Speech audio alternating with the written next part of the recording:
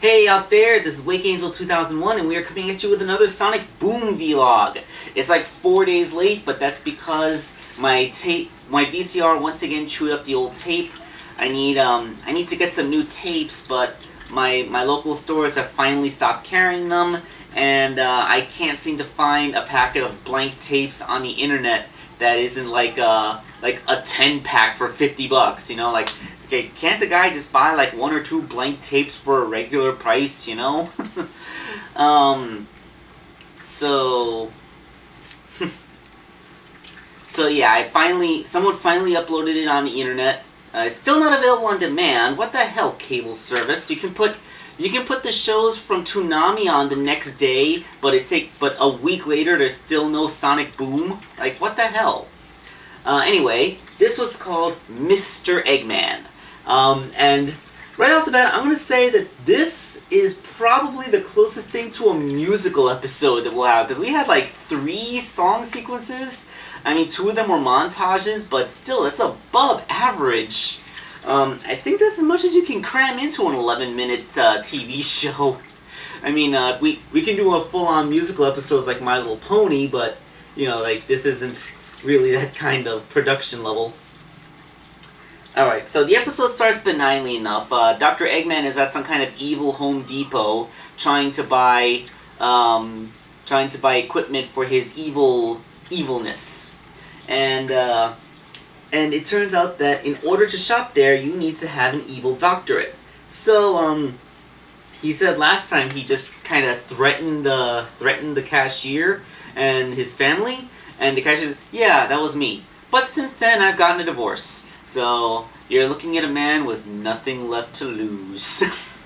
So, Dr. Eggman pulls out the transcript, and it turns out that he was 2 credits short of actually graduating, getting his doctorate. That means that he's technically not a doctor.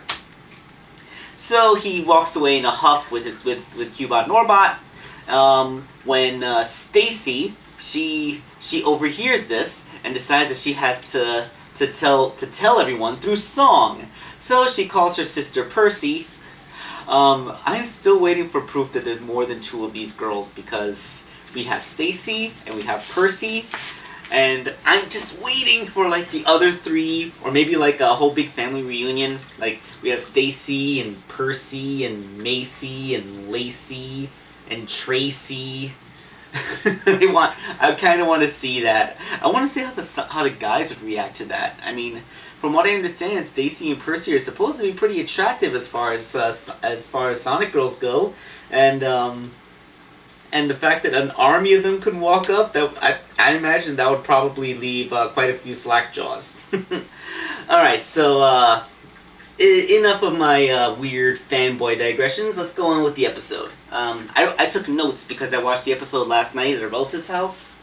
So yeah, the song sequence is pretty funny. It's like something out of High School Musical. It basically leads that Eggman has always been a fraud. Like, of all of Eggman's character flaws, the thing that they latch onto is that he's a fraud? Really? And the song is pretty funny. I'm not even going to try and replicate it because it's all about timing.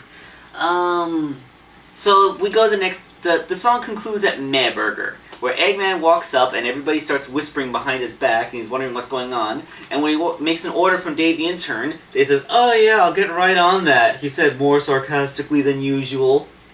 So it turns out that because Eggman's not a doctor, people don't respect him anymore. People don't even fear him anymore. Like when he says he's gonna destroy them, Tails comes in with you and what doctorate? It's like, oh, you might want to, and Sonic's like, you might want to write yourself a prescription for that sick burn. Oh wait, you can't. Oh, like, damn, poor Eggman. So a big old hippo bouncer grabs him by the back of his shirt and pants and flings him out of the restaurant. Like, you know, I was unaware that failing to get your doctorate meant that you couldn't order food at a fast food restaurant. I kind of figured if anything was going to get you kicked out of the restaurant, it would be the whole attacking the town and stealing stuff and trying to conquer people kind of thing, you know?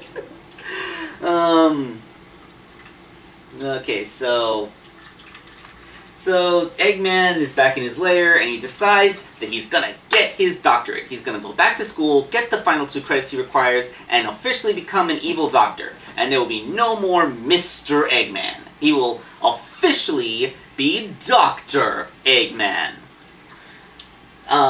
And he also mentions that there was this one professor in the university that he really respected, and always railed on this one student that he would call his goat. He had this nickname, the Goat Herder, which I had to ask, is that racist? I mean, we are actually living in a world where goats are people. So, like, would referring to goats as a pejorative be considered racist? Like, would it? I mean, think about it. It would kind of be like if in a college university, you had a teacher who singled out one of his students as a slave, and they got nicknamed as the professor's N-word. Really, I mean, I'm not going to be saying racial epithets here on my vlogs, but you know, like, we might kind of be going into that territory here. I mean, this wouldn't be the first time that the writers meant a joke in a rather benign way that could be interpreted as something much worse. Like, remember that incident with when they handed Eggman the tiny towel? I thought it was a genital joke, but it turns out that the writers intended it as a fat joke. You know, despite the fact that this version of Eggman isn't fat, so, you know, that's kind of the thing we need to see. But yeah, we might seriously be facing some pejoratives here. I don't know if this is very cool. Then again, they're evil, so what do they care? Okay, so I kind of got off script there. Let me get back.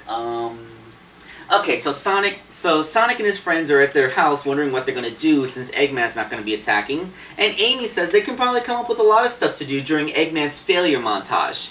So we get another song sequence where we get a montage of Eggman being terrible at school. You know, despite his IQ of 300, he just doesn't test well apparently. While we see Sonic and his friends doing cool stuff, like they play soccer, they go hoverboarding, like on hoverboards with Sonic pulling them along with his blue motorcycle transforming car thing. They make an adaptation of Sonic and Sega All-Stars Racer with their race cars in the canyon, which I'm guessing we're either going to see them appear in a future sequel of Sonic and Sega All-Stars Racer, or we're going to get toys of them, or maybe both. Because the vehicles are very similar, but distinctly different styles from the All-Stars Racer cars. Let's see. Alright, so we're after this cool montage sequence we do, which by the way has a song sequence. It's the song, they have like a, remember in the South Park episode where they were in Aspen and they had that song, you're gonna need a montage, a sports training montage. They kind of have the same thing here. It's a little bit more of a deadpan delivery and a sarcastic, but yeah, they basically have a song about montages being the montage song. It's kind of funny. I mean, I think this kind of makes the third cartoon I've seen that makes that has used, well, fourth really, because it was South Park with the Aspen episode, then Family Guy with rebuilding the bar, then Regular Show with Pops' training and Mordecai and Rigby used a Dragon Force song to make it go faster. And now this. I'm pretty sure we can find more examples of ironic montages, but this is this episode about Sonic Boom. So I went off script again. It's so good I took notes this time. Okay, so Eggman has to do his homework. They're doing a group project where Eggman's assignment is to steal a simple rubber gasket. It should be easy enough as long as he doesn't get noticed. So of course, he loudly lambasts in his hovercraft, "Fear me as I steal your rubber gasket!"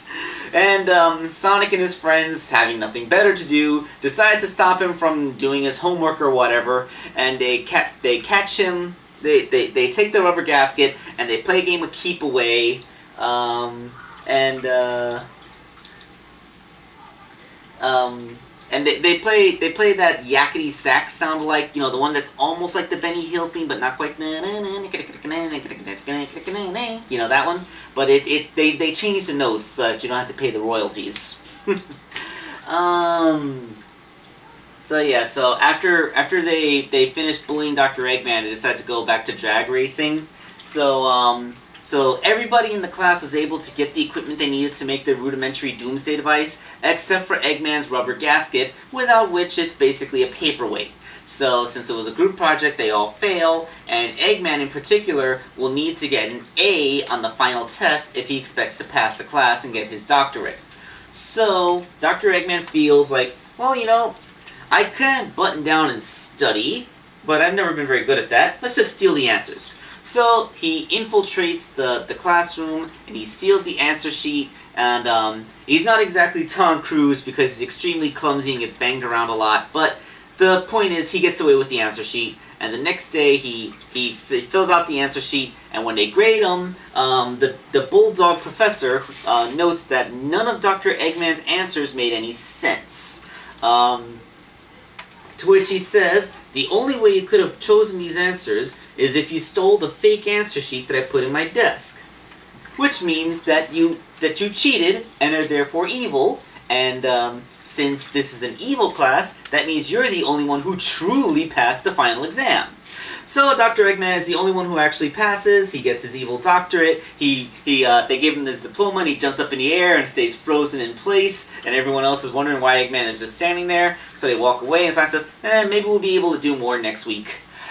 Because, Sonic only played a couple of cameos in this week's episode. We didn't even get a silly sticksism this time. I really miss the silly sticksisms. Those are cute and funny.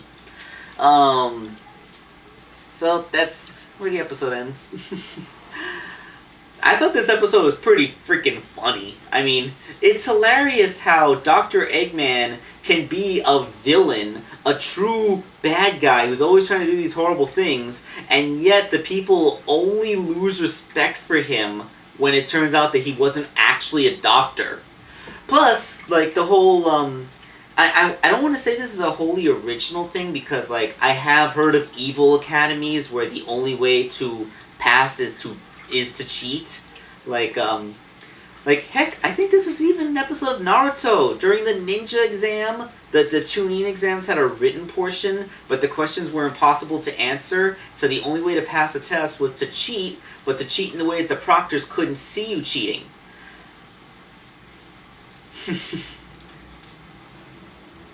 And, I'm sure there's other examples, and there's probably some people that are going to knock me for referencing Naruto, because that's a thing. So yeah, this episode was pretty darn funny. I liked it. It wasn't like the top tier, but I do like the musical aspect that they gave it. I guess musicals and Back to School just have a way of being together. Alright, hopefully next week I'll be able to see the episode not so late after it actually airs. So, yeah. Here's to hoping next week I get this up sooner.